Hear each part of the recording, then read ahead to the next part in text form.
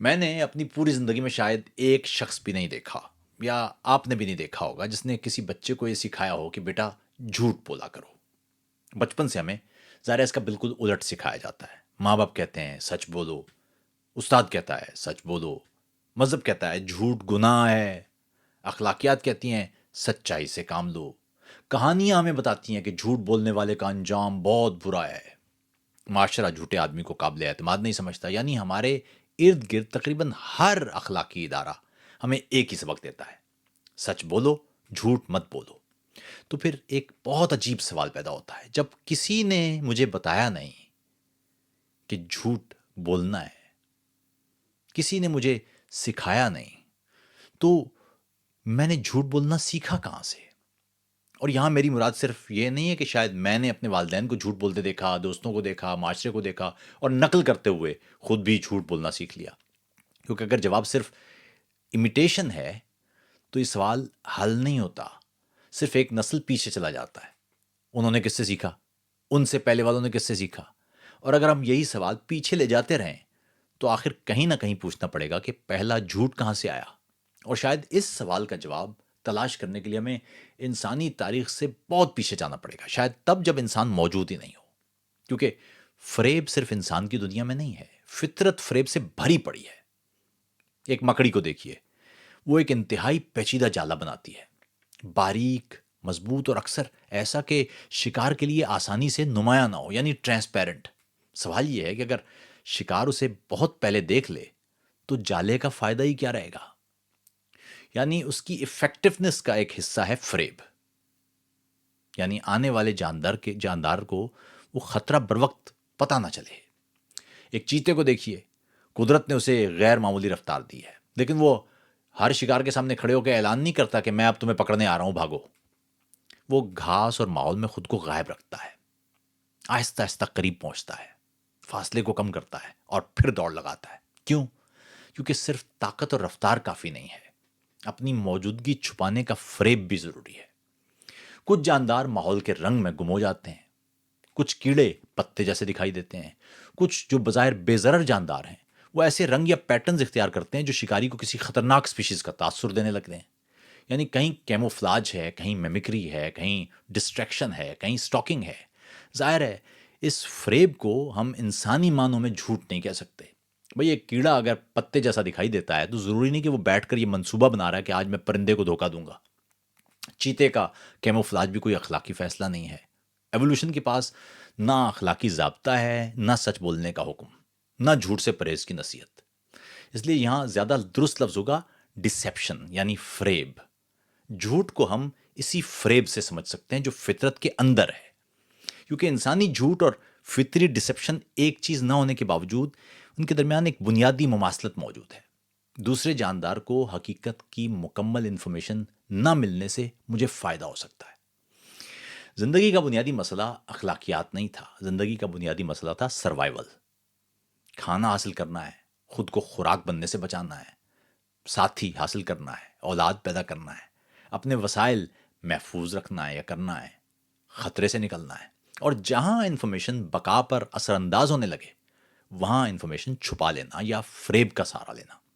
فرض کیجئے ایک شکاری شکار سے مکمل طور پر،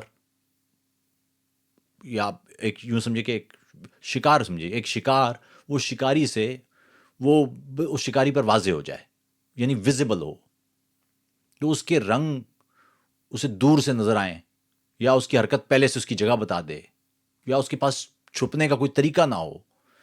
اس کے مقابلے میں دوسرا جاندار جو ماحول میں بہتر چھپ جائے گا وہ بچے گا، یعنی جو بچے گا، جو بہتر بچے گا، اس کے جین اگلی نسل تک پہنچنے کے امکانات بھی زیادہ ہوں گے۔ یعنی جو فریب دے دے گا وہ بچ جائے گا۔ اچھا، یہاں کسی نے اسے جھوٹ بولنا تو نہیں سکھایا۔ نیچرل سلیکشن نے بقا کے لیے فریب کو سچائی سے زیادہ موزوں بنا دیا ہے۔ جو اسٹریٹجی سروائیول اور ریپروڈکشن میں فائدہ دیتی ہے ظاہر ہے وہ برقرار رہ سکتی ہے، کیونکہ شاید ڈسیپشن زندگی میں زبان سے بہت پہلے موجود تھا۔ فریب انسانی الفاظ سے پرانی کہانی ہے۔ انسان نے زبان شاید بہت بعد میں بنائی، الفاظ بہت بعد میں آئے، اخلاقیات بہت بعد میں آئیں، عدالتیں بعد میں بنی، مذہبی احکامات بھی بعد میں مرتب ہوئے، اسکول تو بہت ہی بعد کی چیزیں، لیکن چھپنا، غلط تاثر دینا، اپنی موجودگی کنسیل کرنا، دوسروں کی پرسپشن سے فائدہ اٹھانا، یہ کھیل زندگی نے بہت پہلے سیکھ لیا تھا۔ اور پھر انسان آیا اور اس کے پاس ایک غیر معمولی دماغ تھا۔ وہ صرف سامنے موجود چیز نہیں دیکھ سکتا تھا، وہ ایسی چیز بھی تصور کر سکتا تھا جو سامنے ہے ہی نہیں۔ اور شاید یہی جو ڈسیپشن ہے وہ ایک اگلے درجے میں پہنچ گئی جسے ہم جھوٹ کہتے ہیں۔ یعنی میں آپ سے کچھ چھپا نہیں رہا، بلکہ میں آپ کے ذہن میں ایک ایسی بات بھی رکھ سکتا ہوں جو حقیقت میں کہیں موجود ہی نہیں ہے۔ یعنی میں کہہ سکتا ہوں میں نے نہیں کیا، حالانکہ وہ کام میں نے کیا ہوتا ہے۔ میں کہہ سکتا ہوں مجھے معلوم نہیں ہے، حالانکہ مجھے معلوم تھا۔ میں کہہ سکتا ہوں وہ وہاں گیا تھا، حالانکہ میں جانتا ہوں کہ وہ دوسری طرف گیا تھا۔ یعنی ڈسیپشن یا فریب کو زبان مل جانا جھوٹ ہے، لیکن جھوٹ کے لیے صرف زبان کافی نہیں ہے۔ مجھے ایک اور پیچیدہ کام کرنا پڑے گا جھوٹ بولنے کے لیے۔ مجھے یہ سمجھنا پڑے گا کہ آپ کا ذہن میرے ذہن سے کتنا الگ ہے۔ مجھے معلوم ہے کہ حقیقت کیا ہے، لیکن مجھے یہ بھی اندازہ ہونا چاہیے کہ آپ کیا جانتے ہیں اور کیا نہیں جانتے۔ پھر مجھے آپ کے ذہن میں ایسی انفارمیشن رکھنا ہے جسے آپ حقیقت سمجھ لیں۔ سوچئے کتنا پیچیدہ کوگنیٹو آپریشن ہے۔ جھوٹ صرف زبان کا استعمال نہیں ہے، جھوٹ دوسرے انسان کے ذہن کا تصور پہلے سے اپنے اندر رکھ کے اور اس صلاحیت یہ رکھنا کہ آپ کا ذہن یا آپ کا کانسیپٹ وہ ہے کیا، کیونکہ وہ ہوگا تو تبھی میرا جھوٹ بھی کارگر ہوگا۔ اور یہی وجہ ہے کہ بچوں کی ڈیولپمنٹ میں جھوٹ ایک بہت دلچسپ فینومینن ہے۔ چھوٹا بچہ جیسے جیسے یہ سمجھنا شروع کرتا ہے کہ دوسرے انسان کے پاس اس سے مختلف نالج اور یوں سمجھے کہ بلیفز ہو سکتے ہیں، وہ ڈسیپشن کی نئی پاسبلٹیز بھی پیدا ہونے لگتی ہیں اس کے دماغ میں۔ یعنی ایک عجیب پیراڈاکس ہے ہمارے سامنے۔ ہم بچے کو کہتے ہیں جھوٹ مت بولنا، مگر جھوٹ بولنے کی صلاحیت بعض حوالوں سے اس بات کی علامت بھی ہے کہ اس کا ذہن زیادہ پیچیدہ ہو رہا ہے۔ وہ سمجھنے لگا کہ جو میں جانتا ہوں ضروری نہیں کہ میرے سامنے والا بھی جانتا ہو۔ تو پھر سوال یہ نا کہ میں نے جھوٹ بولنا کہاں سے سیکھا؟ اس سوال کو سمجھنے کے لیے ہمیں اس سوال کو یوں کر لینا چاہیے، انسانی دماغ میں جھوٹ بولنے کی صلاحیت کہاں سے آئی؟ کیونکہ ممکن ہے ہم جھوٹ اسی طرح نہ سیکھتے ہوں جس طرح آپ کوئی ملٹیپلیکیشن ٹیبل سیکھتے ہیں۔ ممکن ہے ہمارے اندر وہ نیچرل کوگنیٹو مشینری موجود ہو جو مناسب حالات میں ڈسیپشن کو ممکن بنا دیتی ہے۔ پھر معاشرہ آتا ہے اور ہمیں بتاتا ہے کہ اس صلاحیت کو استعمال کہاں کرنا ہے، کہاں نہیں کرنا ہے۔ اور یہاں ایک بڑا سوال پیدا ہوتا ہے، اگر ڈسیپشن یا فریب زندگی کی بقا کی اسٹریٹجیز میں اتنا پرانا ہے، اور اگر انسان کے پاس اسے زبان اور امیجنیشن کے ذریعے کہیں زیادہ سوفسٹیکیٹڈ بنانے کی صلاحیت آ گئی ہے، تو پھر ہم نے جھوٹ کو اخلاقی برائی کیوں قرار دیا؟ اور اس سے بھی زیادہ پریشان کن سوال، اگر جھوٹ بعض حالات میں ہمیں بچاتا رہا ہے تو کیا سچ ہمیشہ سروائیول کے لیے بہتر اسٹریٹجی نہیں تھا؟ یا وہ بھی تھا؟ یا انسانی تاریخ میں کبھی ایسا وقت بھی تھا جب سچ بولنے والا مر جاتا تھا اور جھوٹ بولنے والا بچ جاتا تھا؟ یہاں بہت دلچسپ بات ہے، فریب کا مطلب ہمیشہ کوئی غلط چیز دکھانا ضروری نہیں ہے۔ کبھی کبھی اصل چیز کو نظر انداز یا نظر نہ آنے دینا یا چھپا لینا وہ بھی کافی ہوتا ہے۔ یہ اصول انسانوں کی دنیا میں بھی موجود ہے اور جانوروں کی دنیا میں بھی۔ ہر جھوٹ ایک فرضی کہانی نہیں ہوتا، یعنی کبھی ہم صرف وہ حصہ نہیں بتاتے جو سامنے والے کو معلوم ہونا چاہیے۔ کبھی حقیقت کے 10 حصوں میں سے 9 بتا دیتے ہیں اور 10 میں کو چھپا دیتے ہیں۔ ٹیکنیکلی شاید ہم نے کوئی غلط جملہ نہ کہا ہو، مگر سامنے والے کے ذہن میں بننے والی تصویر پھر بھی غلط ہو سکتی ہے۔ ویسے ہمیں ہر جانور کے رویے کے پیچھے انسانی قسم کی جو کانشیس پلاننگ ہے وہ فرض نہیں کرنا چاہیے، لیکن ایوولوشنری نتیجہ واضح ہے۔ غلط انفارمیشن یا غلط پرسیپشن کبھی کبھی زندگی بچا سکتی ہے۔ یعنی ایوولوشن کو سچ سے کوئی اخلاقی محبت نہیں ہے دوستو۔ نیچرل سلیکشن یہ نہیں پوچھتی کہ کون دیانتدار تھا، کون سچا تھا۔ وہ یہ بھی نہیں پوچھتی کہ کس نے اخلاقی اصولوں کی پاسداری کی اور پابندی کی ہے۔ بنیادی سطح پر سلیکشن کا تعلق اس سے ہے کہ کون سی خصوصیت مخصوص ماحول میں سروائیول اور ری پروڈکشن کر سکتی ہے یا فائدہ دے سکتی ہے۔ اگر کوئی کیموفلاج آپ کو بچاتا ہے تو کیموفلاج جاری رہے گا، اگر میمکری فائدہ دیتی ہے تو وہ چلتی رہے گی۔ اگر کسی سچویشن میں وہ ڈسیپٹیو بیہیویئر ریپروڈکٹیو ایڈوانٹیج دیتا ہے تو ایسی اسٹریٹجی کے برقرار رہنے کا امکان پیدا ہو جائے گا. اس کا مطلب یہ نہیں ہے کہ ایوولوشن ہمیشہ ڈسیپشن کو ترجیح دیتی ہے. یعنی اگر ہر سگنل ہی جھوٹا ہو جائے تو سگنل کی اہمیت ختم ہو جائے گی. بھائی فرض کیجئے جنگل میں ایک جانور خطرہ، کوئی جانور کا خطرہ ہے، یا کوئی جانور ہے وہ کوئی خطرہ دیکھ کر کوئی مخصوص آواز نکالتا ہے، باقی جانور اس آواز پر بھاگ پڑتے ہیں. اب اگر ہر جانور ہر وقت بلا وجہ یہ آواز نکال لے تو کچھ عرصے بعد کوئی اس سگنل پر اعتماد نہیں کرے گا. یعنی فریب کی کامیابی کے لیے بھی ضروری ہے کہ کہیں نہ کہیں اعتماد موجود ہو. جھوٹ کی کامیابی سچ کی کامیابی کے ساتھ جڑی ہوئی ہے. سچ ہوگا تو ہی جھوٹ ہوگا. یعنی ایک زبردست پیراڈاکس ہے. فریب بھی اعتماد کے پردے میں ہی دیا جاتا ہے. جھوٹ اس دنیا میں کام کرتا ہے جہاں سچ پر کچھ اعتماد موجود ہو. اگر آپ کو پہلے سے یقین ہو کہ میں ہر وقت جھوٹ بولتا ہوں تو میرا جھوٹ تقریباً بیکار ہو جائے گا. میں آپ کو دھوکہ اسی وقت دے سکتا ہوں جب آپ کے ذہن میں کم از کم یہ پاسبلٹی موجود ہو کہ میں سچ بول رہا ہوں.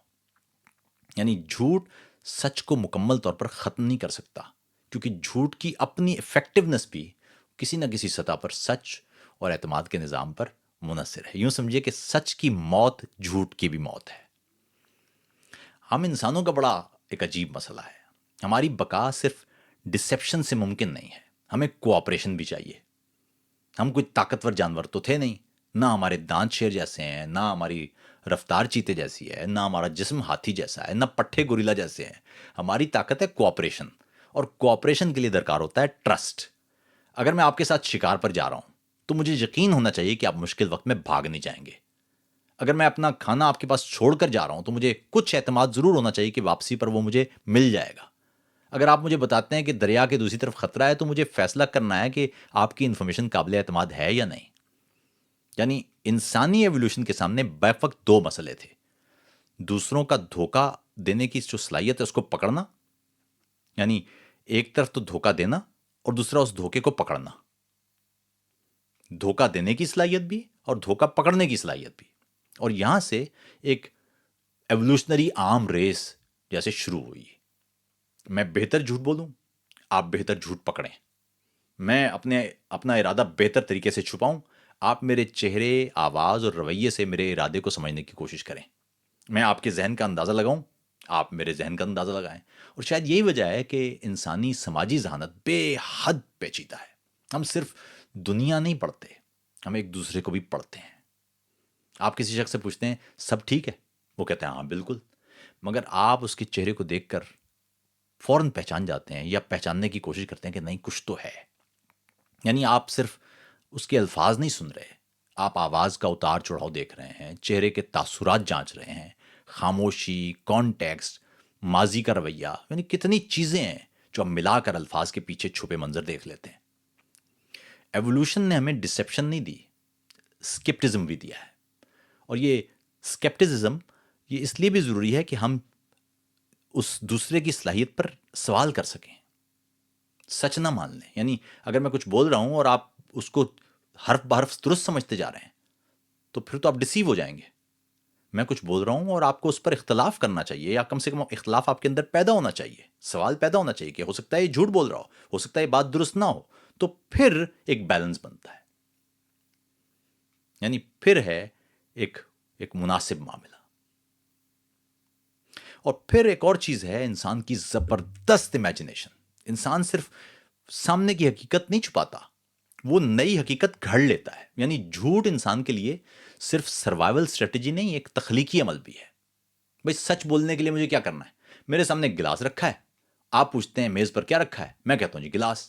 میں نے جو دیکھا بیان کر دیا، کوئی تخلیقی کام تو میں نے نہیں کیا. لیکن اگر میز پر کچھ بھی نہیں ہے اور میں آپ سے کہوں کہ یہاں ابھی ایک گلاس رکھا تھا کوئی اٹھا کر لے گیا ہے، تو میں نے صرف ایک حقیقت چھپائی نہیں ہے، میں نے ایک ایسا واقعہ تخلیق کیا ہے جو شاید کبھی ہوا ہی نہیں. میں نے ایک شخص تخلیق کر دیا ہے جو وہاں آیا ہی نہیں، ایک گفتگو جو کبھی ہوئی ہی نہیں، ایک ماضی جو کبھی گزرا ہی نہیں. میں نے آپ کے ذہن میں ایک پوری دنیا تعمیر کر دی ہے. اور اگر میں اسے یعنی یوں سمجھیں کہ اچھے طریقے سے کنونسنگ بیان کر دوں تو کچھ دیر کے لیے وہ آپ کے فیصلوں پر اثر انداز ہو سکتی ہے، بالکل حقیقی واقعات کی طرح. بھئی فرض کیجئے جنگل میں آپ کے ساتھ میں کھڑا ہوں اور میں اچانک کہتا ہوں بھاگو پیچھے سے شیر آ رہا ہے. وہاں کوئی شیر نہیں ہے، لیکن اگر آپ میری بات پر یقین کر لیتے ہیں تو ایک غیر موجود شیر آپ کے جسم میں حقیقی خوف پیدا کر سکتا ہے. آپ کا دل تیز دھڑکے گا، آپ کے مسلز حرکت میں آئیں گے، آپ دوڑ پڑیں گے. شیر حقیقت میں موجود نہیں ہے، لیکن میرے جملے نے آپ کے ذہن میں اسے اتنا موجود ضرور کر دیا ہے کہ اس کے آپ کے جسمانی جو فزیکل کانسیکوینسز ہیں وہ آپ کے لیے حقیقی ہو گئے ہیں. یہ انسان کی زبان اور امیجنیشن کی غیر معمولی طاقت ہے. ایک غیر حقیقی چیز حقیقی رویہ پیدا کر سکتی ہے. لیکن یہاں ایک اور بہت دلچسپ مسئلہ پیدا ہوتا ہے. اگر میں کسی ایسی چیز کے بارے میں سوچ سکتا ہوں جو موجود نہیں، تو یہی صلاحیت صرف جھوٹ کیوں پیدا کرے گی؟ یہی صلاحیت تو کہانی بھی پیدا کرے گی، شاعری بھی، ناول بھی، مت بھی، خواب بھی، ہپوتھیسس بھی، منصوبہ بھی، مستقبل کا تصور بھی. یعنی ہمارے آس پاس جو تخلیقی چیزیں ہیں وہ کیا ہیں؟ وہ اسی امیجنیشن سے تو آئی ہیں. بھائی کسی تخلیق کا جو پہلا نقشہ ہے وہ انسانی دماغ میں بنتا ہے اور پھر وہ نقشہ حقیقت بنتا ہے نا. یعنی پہلے انسان کچھ غیر حقیقی طور پر اپنے اندر گھڑتا ہے اور پھر اسے حقیقت کا روپ دیتا ہے. تو پھر حقیقت وہ ہے جو آپ کے ذہن میں ہے، یا حقیقت وہ ہے جو اس خیال کی فزیکل شکل ہے جو تخلیق کے بعد آپ کے سامنے آئی ہے؟ یعنی میں یہ نہیں کہہ رہا کہ شاعری جھوٹ ہے یا سائنس جھوٹ ہے، میں یہ کہہ رہا ہوں کہ ایک فکشن کی دنیا تخلیق کر لیتا ہے انسان، اور شاعر وہ پیش کرتا ہے اور وہ ساتھ میں دعویٰ لکھا ہوتا ہے کہ یہ فکشن ہے. یا ناول نگار، ناول کے اوپر لکھا ہوتا ہے نا کہ ناول ہے، کوئی یہ پولیس رپورٹ تھوڑی لکھا ہوتا ہے.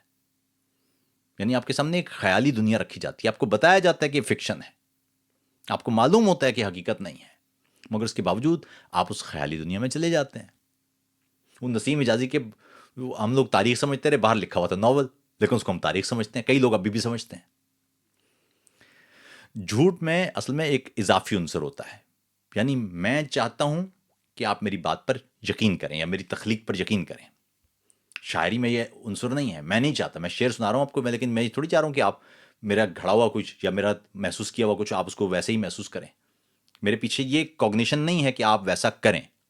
آپ کرتے ہیں الگ بات ہے، لیکن میں لکھوں گا تو یہ میرے دماغ میں نہیں ہوگا کہ آپ اس پر یقین کر لیں. لیکن جھوٹ اس نیت کے ساتھ بولا جاتا ہے کہ میں جو بول رہا ہوں آپ اس پر یقین کریں، اس کو حقیقت سمجھیں. اور یہی فرق ہے امیجنیشن اور ڈسیپشن میں. اور جھوٹ بولنے کے لیے صرف امیجنیشن بھی کافی نہیں ہے، آپ کے ذہن کے بارے میں کچھ سمجھنا ہوگا. یعنی مجھے معلوم ہونا چاہیے کہ میں کیا جانتا ہوں اور آپ کیا نہیں جانتے. فرض کیجئے ایک بچے نے چاکلیٹ کھا لی ہے، ماں پوچھتی ہے چاکلیٹ کس نے کھائی ہے؟ بچہ کہتا ہے میں نے نہیں کھائی.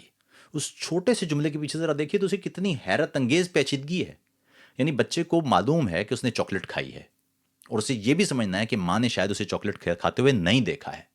یعنی اس کے ذہن میں پہلے ایک، یعنی یوں سمجھے کہ ایک سپلٹ آف اے سیکنڈ دو ریالٹیز، دو پیرلل یونیورسز بنیں گے. یعنی جو میں جانتا ہوں ضروری نہیں کہ وہ آپ جانتے ہوں. لیکن اب سوال یہ ہے کہ انسان نے یہ صلاحیت استعمال کیوں کی؟ یعنی انسان یہ صلاحیت استعمال کرتا کیوں ہے؟ اور شاید اس کا سادہ سا جواب ہے فائدہ. ہم کسی مشکل میں پھنسے نا تو اکثر ہمارے ذہن میں سب سے پہلے حقیقت کا فلسفیانہ احترام نہیں آتا. سب سے پہلے راستہ تلاش کیا جاتا ہے کہ میں اس مشکل سے نکلوں کیسے. یعنی بچہ گلاس توڑتا ہے تو آواز آتی ہے بھائی گلاس کس نے توڑا، اور شاید اس کے ذہن میں ایک سیکنڈ کے اندر ایک الٹرنیٹو ریالٹی پیدا ہوتی ہے، مجھے نہیں معلوم. بھائی کیوں؟ کیونکہ حقیقت اسے سزا کی طرف لے جا سکتی ہے، جبکہ جھوٹ کم از کم اسے فوری طور پر اسکیپ روٹ فراہم کر دیتا ہے، ریلیف دے دیتا ہے. یہی بات جب آپ بڑے ہوتے ہیں تو زیادہ سوفسٹیکیٹڈ ہو جاتی ہے. ہم اپنی ریپوٹیشن بچانے کے لیے جھوٹ بول سکتے ہیں، تعلقات بچانے کے لیے جھوٹ بول سکتے ہیں، نوکری بچانے کے لیے، فائدہ حاصل کرنے کے لیے، شرمندگی سے بچنے کے لیے، کسی کو تکلیف سے بچانے کے لیے، اور کبھی کبھی اپنی جان بچانے کے لیے یا کسی اور کی جان بچانے کے لیے.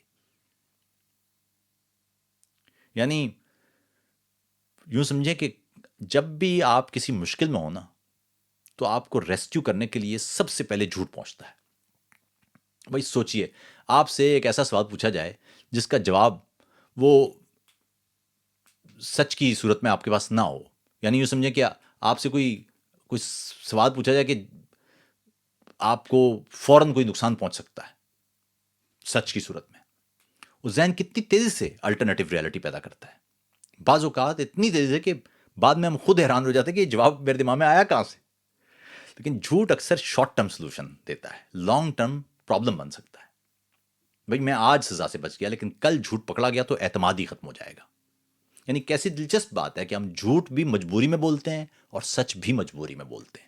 جھوٹ اس لیے کہ ہم کوئی فائدہ لے لیں اس سے، اور سچ اس لیے کہ ایسا نہ ہو کہ لوگ ہمارے جھوٹ پر اعتماد کرنا چھوڑ دیں.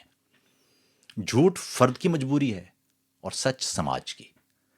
سماج کی دیواریں سچ پر اس لیے نہیں کھڑی کہ سماج کو جھوٹ سے نفرت ہے یا سچ سے بہت محبت ہے. سماج کا مسئلہ یہ ہے کہ افراد کے درمیان یا افراد کا سماج کے مختلف اداروں پر اعتماد ختم ہو گیا تو سماج ہی گر جائے گا. یعنی اس لیے انسانی سماج میں آپ کو سچ بولنے اور جھوٹ نہ بولنے کا کہا جاتا ہے، کیونکہ سماج سے سچ غائب ہو گیا تو اس کی قیمت اجتماعی زندگی کو ادا کرنا پڑے گی. اس لیے ہم ایک بڑی عجیب مخلوق ہیں. ہم جھوٹ بول سکتے ہیں، ہم جھوٹ پکڑ سکتے ہیں، ہم جھوٹ پر ناراض ہوتے ہیں، ہم جھوٹ کو جسٹیفائی بھی کرتے ہیں، ہم دوسروں سے سچ چاہتے ہیں اور خود کبھی حقیقت سے بچنے کی کوشش بھی کرتے ہیں. یعنی شاید یہی وجہ ہے کہ ہم اپنے بچوں کو جھوٹ بولنا نہیں سکھاتے، ہم انہیں سچ بولنا سکھاتے ہیں. کیونکہ مشکل شاید جھوٹ بولنے کی صلاحیت پیدا کرنا نہیں ہے، مشکل اس صلاحیت کے باوجود سچ بولنے کا انتخاب کرنا ہے یا اس صلاحیت کو استعمال نہ کرنا ہے. سچ آپ کو مروا سکتا ہے، سچ کی بھاری قیمت چکانا پڑ سکتی ہے، مگر سچ پر سماج کھڑا ہے اور سماج کا پورا ڈھانچہ. اس لیے جھوٹ بہت تخلیقی ضرور ہے، وقتی فائدہ بھی دیتا ہے، زبردست صلاحیت بھی ہے، مگر اس کی قیمت ہے اعتماد. جیسے اس ویلاگ میں ہم نے بغیر لگی لپٹی بات آپ کے سامنے رکھ دی، گفتگو شروع ہو گئی، نیچے کئی دوست آئیں گے جو یہ برداشت نہیں کریں گے گفتگو. لیکن ایک بات یاد رکھیے، گفتگو چل پڑنا چاہیے. گفتگو ہوگی، مکالمہ ہوگا تو یہ سماج اپنے پیروں پر کھڑا ہوگا. اور آپ کے ذہن میں بھی کوئی سوال ہے تو ضرور ہمیں ای میل پر ارسال کریں، اور یوٹیوب پر ہمارے چینل کو سبسکرائب کریں، اور فیس بک پہ جو دوست ہیں وہ ہمیں فالو کر لیں تاکہ فہم و آگہی کا سلسلہ چلتا رہے. اپنا خیال رکھیے گا. آداب.